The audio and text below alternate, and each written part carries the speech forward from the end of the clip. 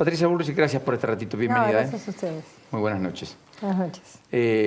¿Ocupada, preocupada? Bueno, por supuesto que preocupada por la situación en la que estamos, en una situación de incertidumbre que estamos trabajando para calmar, y ocupada tanto en ayudar en esta coyuntura difícil como en lo que me corresponde a mí como ministra de Seguridad, ¿no? Usted cuestionó mucho el cepo y Macri termina con restricciones. Probablemente ningún manual cercano a nadie en el entorno de Macri, que saca el cepo en 24 horas, se hubiera imaginado tener que tomar esta decisión. ¿Es una claudicación, lo entiende usted, o es una necesidad imperiosa para?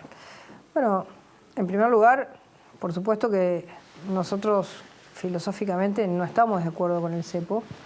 Creemos que esto no es un cepo, pero es una restricción, como bien lo define. Sin duda que esto tiene que ver con que en las situaciones en las que el poder se licúa mucho y se hace muy líquido, uno de los problemas que tiene la Argentina y que ha sufrido en varias oportunidades de su historia es una situación en la que la gente entra en una situación de miedo respecto a sus ahorros. Como nosotros creemos firmemente en la necesidad de proteger los ahorros de la gente, tuvimos que tomar esta medida, que es una medida de carácter excepcional, que no estamos contentos con la medida. Sí estamos necesitados de que toda la población sepa que sus ahorros están totalmente resguardados, que esta medida es una medida que tiene que ver con la necesidad de proteger el peso y proteger los ahorros de la gente, y que el 98% de la gente que en la Argentina ha comprado dólares en los últimos 2 años, ha comprado menos de 10.000 por mes. Quiere decir que esto va contra un porcentaje de gente pequeño que tiene una capacidad mayor de compra que $10.000 por mes. Ahora, ¿no tiene la impresión de que el gobierno empezó con algunas medidas el miércoles, luego tomó algunas adicionales el jueves, luego de la confusión apareció el domingo con todas estas decisiones y que en realidad pueda tomar más? Porque usted vivió la época donde un Congreso decretó la intangibilidad de los depósitos y 3 meses después terminamos en el Corralito / Corralón y en el escándalo de Cacerolas, Piquete, un solo corazón, en medio de la tragedia argentina 2001-2002. Quiero decir, ¿se entiende a dónde voy, no es cierto? Sí, se entiende que cuando uno, digamos, hace un torniquete y no logra parar un sangrado o la hemorragia, puede tener ese problema. Nosotros creemos que estamos logrando parar esa hemorragia, que estamos logrando justamente estas medidas. No se tomaron antes porque antes se utilizaron otras y como se vio que había incertidumbre y esta realidad ficcional que vivimos de una elección que no definió absolutamente nada, generó un movimiento, una tierra movediza muy fuerte. Nos ha llevado a tener que ir pensando qué medidas son las adecuadas para cada momento. Ahora, esta medida, que creemos que es la adecuada, hoy hemos tenido un resultado favorable con esta medida y esperemos que esta semana terminemos de tranquilizarlo. Ministra, ¿qué cree que pasó en la elección PASO? ¿La gente votó con el bolsillo? ¿Olvidó algunas preocupaciones que tenía en 2015, como por ejemplo de carácter institucional, el tema de la República, el tema de la división de poderes, de la defensa de la Constitución, y votó con el bolsillo? ¿O cree que no le perdonaron algunas cosas o alguna mirada más encerrada en sí mismo que tuvo este gobierno, por ejemplo, bajo el ala de Marcos Peña? En primer lugar, yo creo que la Argentina sufre sistemáticamente un problema cuando el gobierno no es el gobierno del poder. Nosotros quizás pensábamos que podíamos pasar o no sufrir el mismo síndrome, y por eso es que estamos ahora y creemos que es fundamental nuestra necesidad de terminar este gobierno y ser competitivos en las elecciones. Nosotros creemos que el principal problema fue un problema de carácter económico, que sobre todo pegó muy fuerte en nuestro electorado, que es la clase media. Y que nosotros tenemos que trabajar muy fuerte para recuperar esa confianza de la clase media, porque cuando uno mira el mapa electoral, hemos bajado entre 10 y 12 puntos en las clases medias de todos lados, ¿no? Desde, no sé, Adrogué, Avellaneda, Wilde, el interior de la provincia. Vicente López, San Isidro, Mar del Plata, Bahía Blanca. Entonces, bueno, la clase media argentina está dispersa. ¿Le cargaron la factura completa? Bueno, y no eso creo que la economía real, la de todos los días, fue muy dura, y creo que durante un tiempo largo se creyó que solo manejando, o creímos que solamente manejando los elementos macro, eso podía cambiar, y sobre los elementos macro, que son importantes porque son fundamentos muy profundos, sobre eso hay que construir la carnicería, la florería, el plomero, la cosa que mueve la economía. Creo que eso, digamos... O sea, mucho laboratorio y mucha teoría, poca práctica. Me parece que nos quedamos mucho en lo macro, y la microeconomía personal de cada argentino se descuidó.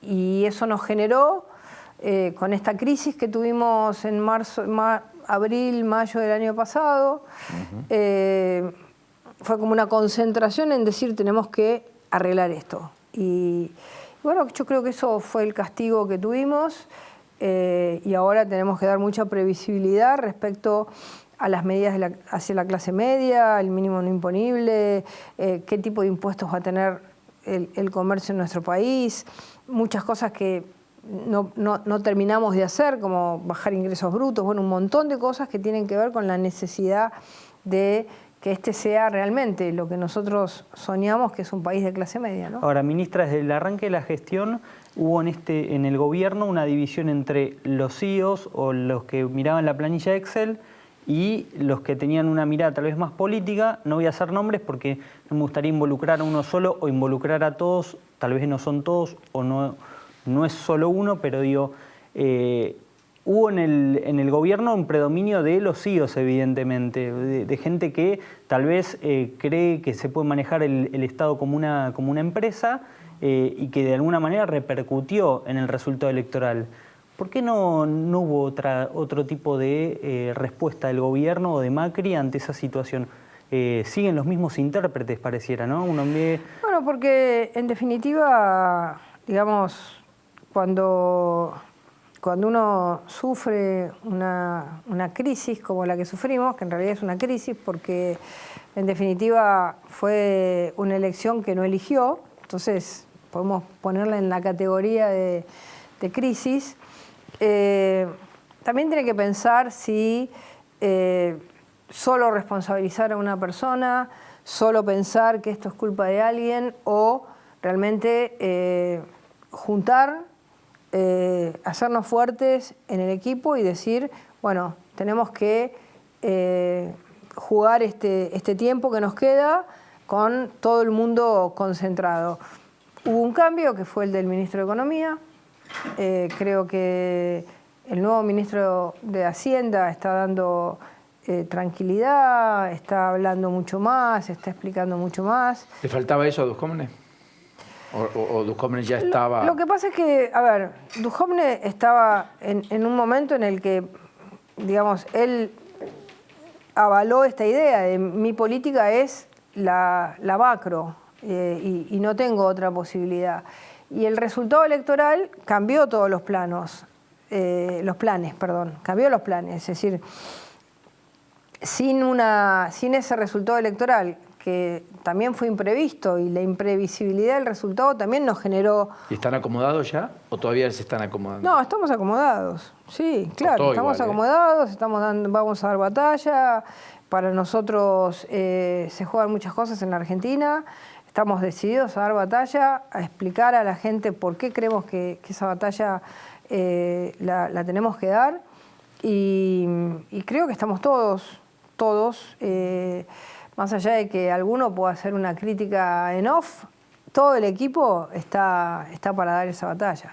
¿Qué cree que pierde la Argentina si se da marcha atrás con algunas transformaciones que incluso hasta algunos opositores las conceden, que es, por ejemplo, el tema de la lucha contra el narcotráfico, el tema de la libertad de expresión, que en otros tiempos no ocurría? Bueno, en nuestro caso, en nuestro ministerio, nosotros hemos hecho transformaciones muy de fondo que han permitido que hoy la Argentina sea ponderada en el mundo por la lucha contra el narcotráfico, y regionalmente somos los más reconocidos.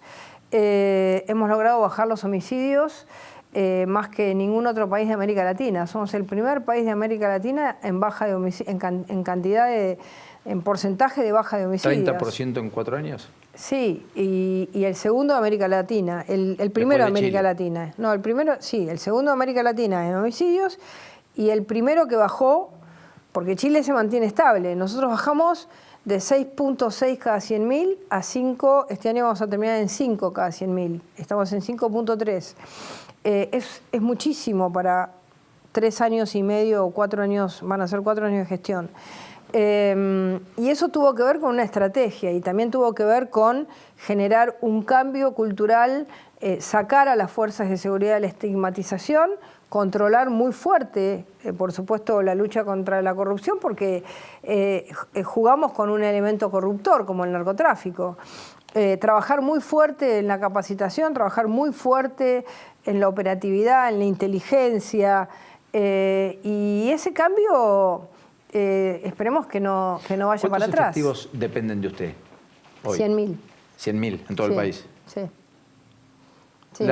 ¿Asuntos internos está dentro de la fuerza o fuera, como en la ciudad y en la provincia de Buenos Aires? Está adentro y afuera. ¿En los dos lugares? Sí, nosotros dentro de las fuerzas hay asuntos internos, y nosotros creamos dos direcciones. Una dirección de investigaciones que lleva adelante todas las investigaciones de las fuerzas, y una dirección de control de integridad que lo que hace es generar mecanismos preventivos, y que tiene 100.000 declaraciones juradas de todos los miembros de las fuerzas, que se analizan todos los años para analizar el patrimonio de los miembros de las fuerzas de seguridad. Muchos le endilgan que usted, no sé si fascista, pero que defiende mucho a la policía, que en todo caso tiene una mirada antiprogresista y que es mano dura, y que, bueno, siempre que hay algún policía involucrado en un acto, usted sale primero en defensa del policía y después analiza los hechos, etc. Yo creo ¿Qué le dice a todo ese segmento que es muy importante y que entiende que a veces el policía es el enemigo? Yo creo que la Argentina necesitaba sacar del rincón de la culpabilidad total e inmediata a las fuerzas de seguridad. Cada vez que pasaba algo, el policía era el responsable, sin analizar los hechos. Y cuando uno miraba después, en el tiempo, esos policías, en el 90% de los casos, quedaban libres y sin ningún cargo ni responsabilidad. Quiere decir que lo que había era, al principio de las acciones, un prejuicio o se cubría el juez para decir, bueno, yo por si acaso le meto gatillo fácil. Y después, al final del proceso, venía el tribunal oral y los declaraba, digamos, que habían actuado en legítima defensa o cumpliendo su deber. Cuando nosotros analizamos eso, lo que vimos es que eso generaba una enorme incertidumbre en las fuerzas, y que lo que generaba era una incertidumbre hacia la sociedad, porque paralizaba a las fuerzas en el uso de su recurso de la fuerza cuando era necesario, porque un policía tiraba y perdía su carrera. En consecuencia, nosotros trabajamos esto, cambiamos el reglamento, defendimos a los policías que creíamos que habían actuado como policías y que habían actuado, digamos, habían tenido quizás la mala suerte de tener una muerte, pero que habían actuado como policías, no como ladrones, que es lo importante, es la diferencia que es de cualquier país del mundo. Y eso nos llevó a que hoy tengamos menos policías muertos, menos civiles muertos y menos homicidios en el país. Quiere decir que nuestra política en el resultado concreto ha sido mucho más efectiva que la que hubo los años anteriores, que decían que protegían a la sociedad de la mala policía. Bueno, nosotros lo protegimos mucho más y tenemos mucho menos policías muertos y mucho menos civiles muertos. Ministra, en caso de que Macri no logre dar vuelta a la elección y que deje el poder, ¿cree que Comodoro Pi va a avanzar contra funcionarios, contra él mismo y contra funcionarios macristas en causas, en distintas causas? Hay un sector del gobierno que tiene preocupación por lo que pueda hacer Comodoro Pi y los jueces respecto a algunas causas. Yo creo que no. Yo creo que, a ver, nosotros tenemos un análisis. Nosotros creemos que en estos años se avanzó sobre determinadas causas justamente porque nosotros sacamos el pie de pisar a la justicia y decir, haga lo que nosotros creemos que hay que hacer. Al sacarle el pie, la justicia empezó a actuar. Nosotros creemos que estos pasos que han dado los llevan a un compromiso público bastante importante y que les va a ser muy difícil a los jueces decir, bueno, entierro todo esto y ahora saco otras causas que nunca existieron. Me parece que sería demasiado burdo. Ahí en realidad Macri tiene más de 100 denuncias. Por ejemplo, bueno, uno sí. podría desempolvar 1, 2, 3, 5, La del correo 10. está, la del correo está, bueno, Lourdes puede ayudar, ¿no? Pero Sí. no, la del correo es más visible, Lourdes, pero yo entiendo que debe tener Macri. Todavía está por resolver el juez Ariel Lijo en relación a los que fueron indagados, ¿no?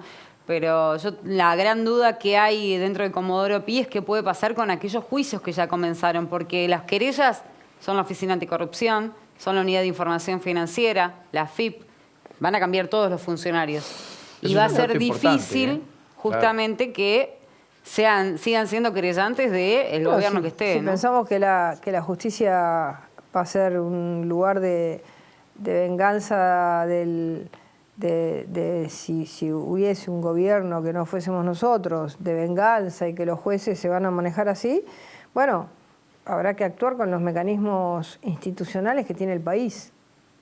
Pero lo que dice Lourdes no es un dato menos porque son las querellas las que impulsan las investigaciones, las que aportan elementos, ¿no es cierto? En las causas acá. En muchas cosas. Sí, bueno, la UIF ha hecho un trabajo magnífico. Yo le digo en mi área, en el área de... Mire que hay muchos que lo cuestionan de Federici, ¿eh? Sí, pero la lucha contra el terrorismo, la lucha contra el narcotráfico, la cantidad de causas que han trabajado para identificar bienes de narcotraficantes en la Argentina y de terroristas, han sido un trabajo magnífico. La UIF anterior trabajaba muy sesgadamente. ¿Y esta no? Para mí no, porque... El kirchnerismo lo que dice es que ellos fueron los perseguidos. Bueno, más allá de las causas de corrupción, yo le puedo decir lo que hay en el área de seguridad, el trabajo que hacen es impresionante. Ahora, si un sindicalista como este cordobés tiene $700.000 por acá, 1 millón por acá, 300 propiedades, bueno, si quieren que no se investigue eso, bueno, no lo investigamos, no se investiga. Yo también le puedo decir a la fuerza de seguridad, investigue esto y esto no, cosa que no me daría. No, digo, podría, digamos, uno puede intentar direccionar.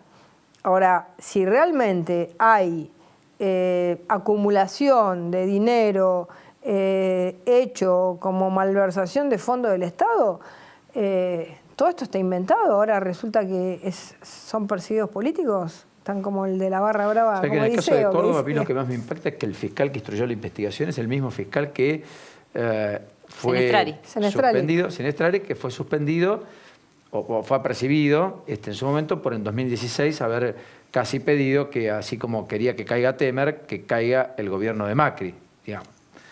O sea sí, que bueno, vinculación... no es una persona que tenga vinculación de ninguna manera, bueno, y se ha convencido con el trabajo que se hizo, se ha convencido que efectivamente había lavado de activos en esa causa. Digo, y es un sindicato de residuos de Córdoba.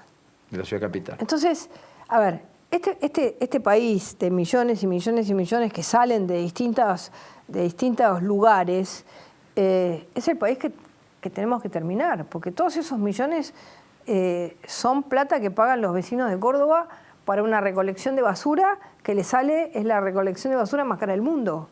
Entonces, estas son las cosas que nosotros creemos que son importantes defender. ¿Sabe qué, Patricia, cuando usted dice eso, yo creo que nadie del otro lado duda de que eso es fruto de... pero hay un creciente rumor convertido ya en afirmación y con alguna causa ya iniciada, que dice, sí está bien, eran bastante burdos, pero el actual gobierno, con información privilegiada, con bono va, bono viene, saltos del tipo de cambio aquí y allá, se las llevaron todas, los amigos del presidente, todas.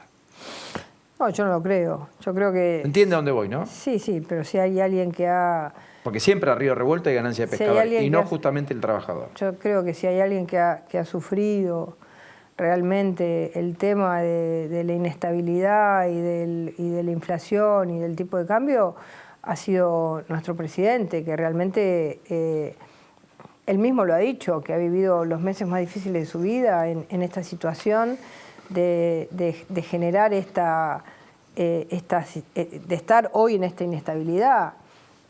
Yo no creo que los argentinos, más allá de alguno que pueda tener un análisis más bien político que lo hace justamente porque es opositor, puede pensar eso, pero creo que uno puede pensar las cosas no salieron como nos hubiera gustado que salgan, ahora no puede pensar que hay mala fe.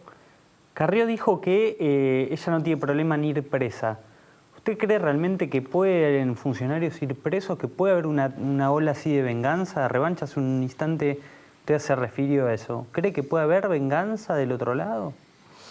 Lo que pasa es que pensar en la venganza es pensar que, digamos, todos los jueces estarían trabajando de acuerdo a los intereses políticos. Cuando uno mira las grandes causas de la Argentina,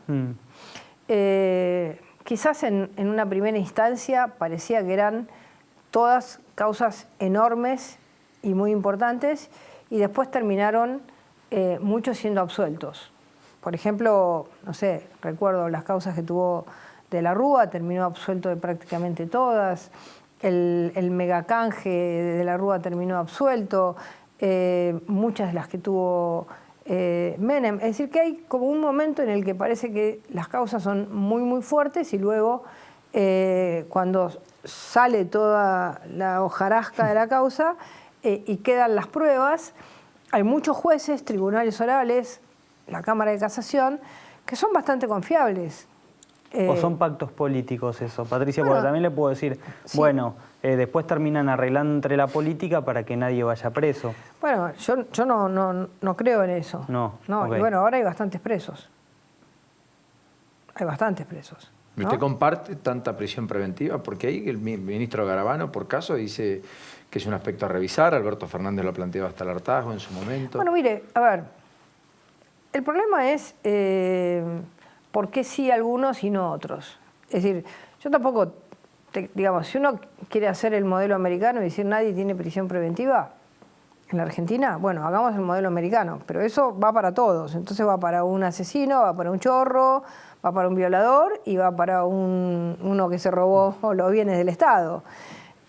Ahora, si la prisión preventiva tiene que ver con que si uno puede o no puede, digamos, entorpecer la investigación o puede fugarse, bueno, ya el criterio, elijamos un criterio pero para todos. Sí, y está en la arbitrariedad del juez luego la decisión. Elijamos un criterio para todos, porque acá parece que no la prisión preventiva para los que fueron funcionarios. Ahora sí la prisión, ¿a quién se le ocurre no pensar prisión preventiva para alguien que cometió un homicidio, un abuso?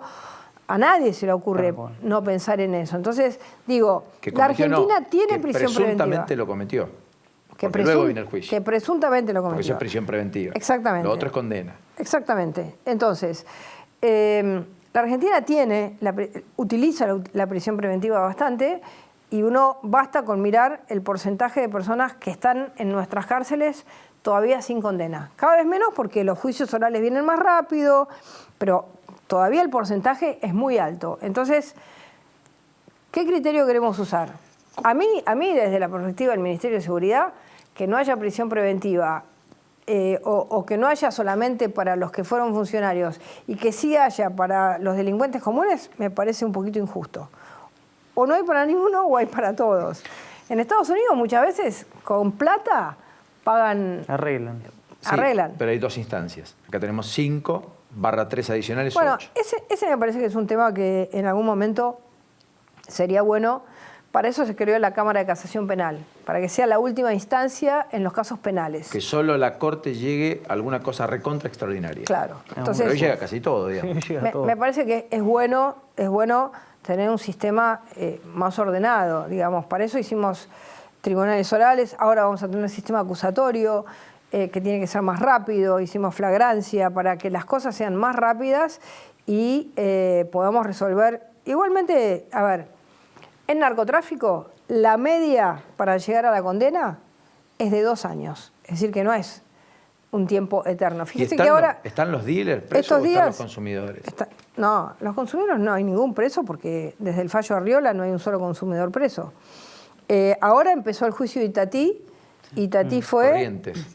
Sí, que está el exintendente... El ex viceintendente, el jefe de la policía. El jefe de la policía de ese pueblo, de Corrientes. Y eso fue finales del 2017. 2 años, exactamente. Empieza el juicio oral. Es decir, que más o menos los juicios por narcotráfico están durando 2 años. No, nosotros hemos desbaratado bandas, prácticamente todas las bandas que había en la Argentina. Eso no quiere decir que no se formen nuevas y hay que ir de nuevo por las que se forman, ¿no? ¿Me sorprendió la frase de Cristina que Macri era una mala persona? Me parece que es un análisis injusto, una idea que no sé por qué va a catalogar de esa manera. Pero bueno, creo que Cristina siempre ha dividido a la gente de acuerdo a una discrecionalidad que ella tiene, ¿no? Siempre ha sido bastante discrecional. Este me gusta, este no me gusta, a este lo ayudo, a este no lo ayudo. Lo mismo ha hecho con la prensa. Parece que es como una forma de ser. Escucho a Patricia y recuerdo aquellos años en los cuales pugnaba por ser jefa de gobierno, etcétera. Todos esos sueños están perimidos. En algún momento se especuló con ser la vice. Sí, sonó fuerte para que fuera la etcétera. vice. ¿Todo eso está para, no sé, el futuro político, independientemente de qué sea, o ya está, ya pasó? No, la verdad es que en este momento no tengo 1 milímetro de la cabeza para pensar en otra cosa que lo que estoy haciendo en la gestión. ¿Y qué se imagina haciendo el 10 de diciembre si es que no es reelecto Macri? Sería abuela. Soy bastante buena. ¿Cuántos nietos? Tengo 3. Va a poder repartirse el tiempo. Sí. ¿Ocupaciones va a tener? Sí. Más como unos chicos hoy. Sí. No, igual los tengo los fines de semana siempre, así que me cansan más que el Ministerio de Seguridad. Pero me encantan. Así que, no sé, la verdad que no lo pensé. ¿Se imagina a Larreta perdiendo? Perdón, Nacho, porque se viralizaron muchas imágenes, canciones, etcétera. Y hasta hoy es una opción. Parecía impensable hace, no sé, 3 semanas. Igualmente, a ver, nosotros tenemos mucha expectativa en dar vuelta al resultado. ¿De verdad me lo dice? Sí, tenemos expectativa, sí. Y creemos que la ciudad es un lugar muy fuerte para Cambiemos. Larreta, la ciudad, el recuerdo de la gestión que hizo Mauricio en la ciudad, creemos que es muy fuerte. Y creemos que también vamos a tener un buen resultado en Mendoza. Estamos convencidos que vamos a tener un buen resultado en Mendoza. Así que está todo todavía abierto. Ministra, más allá de que obviamente usted dice todavía no puede pensar en qué va a ser después del diciembre, ya hay sectores del oficialismo alineados detrás de María Eugenia Vidal, que la verdad la tiene muy difícil en la provincia de Buenos Aires, que proyectan seguir construyendo detrás de Horacio Rodríguez Larreta. ¿Usted esa posibilidad de seguir activa en el caso de ser oposición, la descarta o es una opción válida? ¿Se imagina, digamos, siendo entre comillas resistencia a un gobierno eventual del kirchnerismo?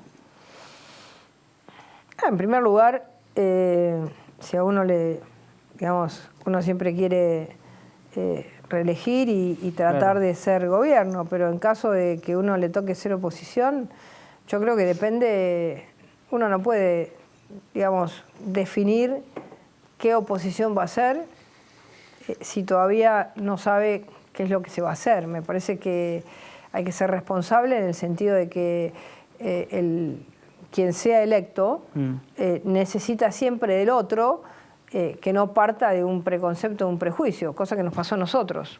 Nosotros partimos de ese preconcepto, tanto que lo supimos en ese momento cuando Cristina Fernández de Kirchner no le dio los atributos a Mauricio, y lo sabemos más ahora que lo escribió en el libro.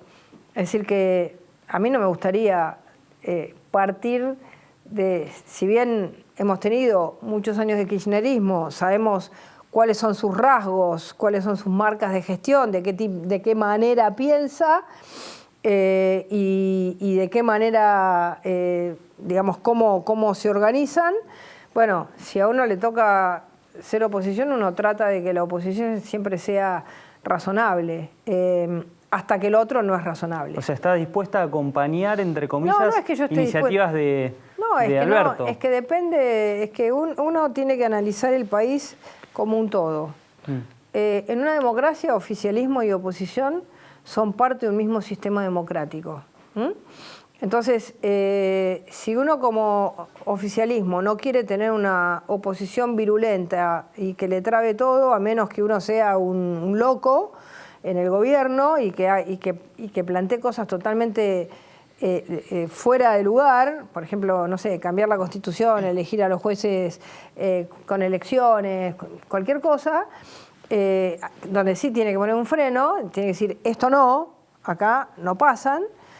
Uno trata de que siempre el oficialismo y la oposición sean razonablemente, coordinen sus estrategias, porque el Parlamento es uno, porque las leyes son unas, porque no podemos tener dos leyes, una ley del oficialismo y una de la oposición, porque hay un solo código penal, un solo código civil, entonces uno trata de... ¿Es un fracaso no haber podido discutir el nuevo código penal? Me parece que al final lo presentamos tarde. Faltó sentido de la oportunidad, cuando tenían mayor margen político hubiera sido mejor. Digamos. Bueno, la idea era presentarlo antes de la discusión del aborto y luego eso trabó mucho. Claro. Se invirtieron los roles. Se invirtieron los roles. La verdad que a mí me hubiera gustado terminar con un código penal como el que se trabajó, que es muy bueno. Igualmente creo que ha habido un cambio muy, muy, muy importante en la justicia en la Argentina, por lo menos en la justicia penal. Y hoy hay mucha más razonabilidad entre el delito cometido y la pena que reciben los que cometen delitos. Es decir, hemos tenido casos muy emblemáticos de personas que han tenido penas muy, muy altas por delitos muy graves. Y creo que eso, sin el nuevo Código Penal, que sería mucho mejor en todo sentido, se ha avanzado mucho. Aprovechando su generosidad, ¿aborto sí o no? Bueno, me parece que en este momento eso nos dividió mal a todos. ¿Pero usted per se está más a favor o en contra? Yo estoy más a favor, pero la verdad es que a mí no me gusta cómo se discutió. No me gusta cómo terminó todo, entre colores, celestes, verdes.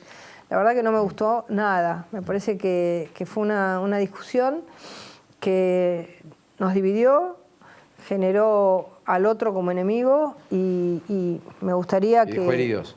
Y dejó muchos heridos, sí. Inclusive sí, en Cambiemos también dejó muchos heridos. ¿Bajar la edad de imputabilidad a los 14 años? Sí. Sí. Sí. Nosotros hemos presentado el proyecto. Pero tampoco a los 15 lo presentamos. La verdad es que es un proyecto muy interesante. Ahí cedió usted quería los 14. Tuvo que ceder para llegar a un consenso. Y sí, porque si no las cosas no salen.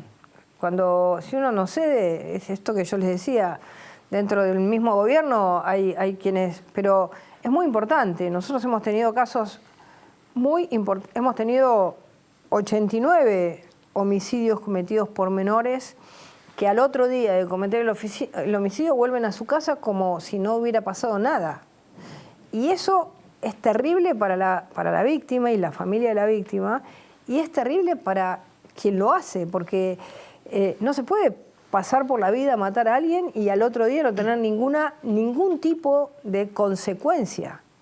Primero porque entonces esa conducta puede repetirse fácilmente. Y segundo, porque no es así la vida. Es decir, las conductas tienen consecuencias. Correcto. Lourdes. Sí, tengo una pregunta que tiene que ver con la causa sobre el tiroteo entre la Federal y la Bonaerense en Avellaneda, porque hace unos días atrás se entregó un comisario inspector de la DDI de Avellaneda Lanús. ¿En qué está esa causa en este momento? ¿Se pudo llegar a corroborar qué es lo que pasó realmente? Bueno, es una causa que está bajo investigación, todas las pericias las está haciendo Gendarmería. Bueno, nosotros desde el primer momento supimos que ahí hubo una orden judicial, una orden de la fiscal que mandó a la Policía Federal a la investigación sobre un elemento de extorsión y seguimos con esa mirada. Y creemos que la justicia está avanzando en esa dirección, que fue lo que pasó. Pero bueno, a ver, a mí me parece que ahí hay que plantearlo claro. Ahí fue la Policía Federal contra delincuentes. Yo creo que es importante no plantear que esto es un tema institucional. No es la Policía Federal contra la Policía de la provincia. Ritondo, sentado ahí, manifestó severas dudas respecto a esa tesis. Bueno, está la justicia avanzando y creemos que todo el análisis del avance que está haciendo la justicia y las pericias que lleva adelante la Gendarmería van a corroborar lo que efectivamente pasó, que fue desbaratar una extorsión y lamentablemente quienes estaban ahí en ese momento extorsivo terminaron generando un tiroteo y hubo muertos, cuando en realidad, bueno, el delito de extorsión era un delito importante, era la exoneración de esos pseudo policías, pero no la muerte, como terminó sucediendo. Y los policías federales que quedaron muy malheridos, ¿no? Lavagna pidió una rápida convocatoria del Consejo Social y Económico hoy, el mismo que le pidió al gobierno que renegocie y reestructure la deuda con el fondo, que sea este gobierno con buena relación con el fondo. Y que vio con cierto beneplácito, al menos que se asuma la situación de restricción para con el tipo de cambio y los anuncios del propio Lacunza. ¿Ya es tarde para todo eso? ¿Es el nuevo gobierno inexorablemente el que debe tomar el toro por las astas en ese sentido? No, yo creo que se está escuchando mucho a Lavagna, se está escuchando mucho sus consejos, sus ideas. Acá lo importante es que las cosas que se hagan sean hechas pensando que el otro tiene ganas de participar. En este caso, un Consejo Económico Social, si los sindicatos se quieren sentar, si los empresarios se quieren sentar. Lo que no tiene sentido es algo vacío. Me parece que hay que, digamos, trabajarlo antes y una vez que esté trabajado, si realmente los actores lo quieren hacer, es bueno para muchas cosas. Por ejemplo, es bueno para entender por qué la Argentina, teniendo recesión, tiene aumento de precios. ¿Por qué seguimos jugando tanto al dólar? ¿Por qué no creemos más en nuestra moneda? Me parece que hay muchas cosas para trabajar. Pero siempre está bueno que las hablemos, las consensuemos y luego, si realmente hay actores con ganas de sentarse a participar, nosotros siempre estamos dispuestos al diálogo. Pues ha extendido la generosidad, ¿no? Sí, más de la ¿no? cuenta. Demasiado. O sea, el equipo está diciendo, no tenemos que... Gracias, ministra, muy generoso. No, gracias a ustedes. Y gracias por el intercambio, muy valioso. Sí. Bueno, muchas gracias. Nos permite el libre ejercicio de la profesión y eso no es Siempre, poca cosa. en las buenas y en las malas, ¿no? Vino. Patricia Bullrich con nosotros.